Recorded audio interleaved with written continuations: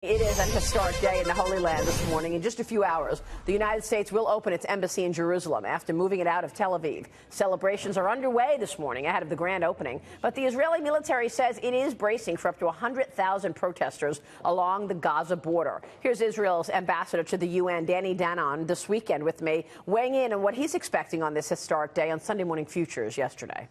We are grateful for President Trump for finally, many presidents promised to move the embassy to Jerusalem. He's delivering, he's doing it, and we will celebrate it. We expect the Palestinians to demonstrate. They're already getting ready to do that. I hope they will not send their kids to the fence to use them as human shields. We want to have a peaceful ceremony to celebrate it, but we're getting ready for all scenarios.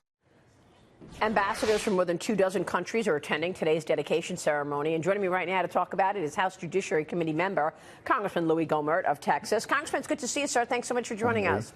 Great to see you. I'm great to hear this morning 90% of Americans, because of the tax bill, get a pay raise. That's just fantastic. Yeah, I mean, we've always talked about the impact of this tax cut plan. But let me get your reaction to the U.S. opening the embassy in Jerusalem this morning. Yep.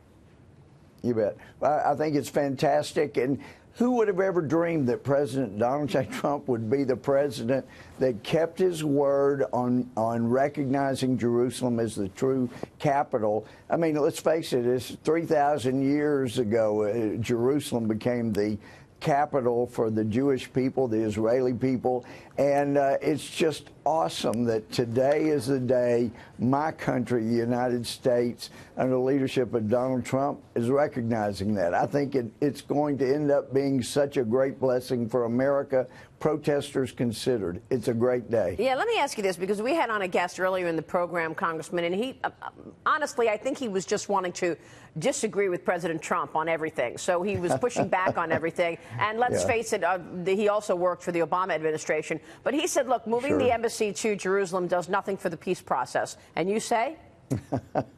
I say there is nothing we could do that would be worse for the peace process than what the Obama administration did. They stabbed Israel in the back, repeatedly betrayed them, did everything they could to keep Israel from protecting itself from Iranian nuclear threat. They betrayed, I mean, first it was Leon Panetta outed the Washington Post when they were going to try to take out the Iranian nuclear capacity. And then it was a leak from the Obama administration saying they're going to use Azerbaijan space, so they couldn't do that. And then they come out and leak 300 pages of classified material on Iran's nuclear materials. If there were a verse in the Bible that said those who betray Israel would be blessed, then I would be thrilled. But that's not what it says. And it's a great day. It's going to be, and there'll be protesters, fine. Yeah. But they have a fence. They have a wall, 75% fence. They also have wall and fence, and they will be protected, and they know how to defend themselves, and we ought to take notice. Yeah, I'm going to turn to border security in a minute, but let me ask you this. Do you expect other countries to follow the U.S.'s lead? I think already we have seen some smaller countries do just that, but are you expecting this to take hold in terms of other countries? Yeah, I think it will take a little time for people to follow the leader, but this was a true leadership move.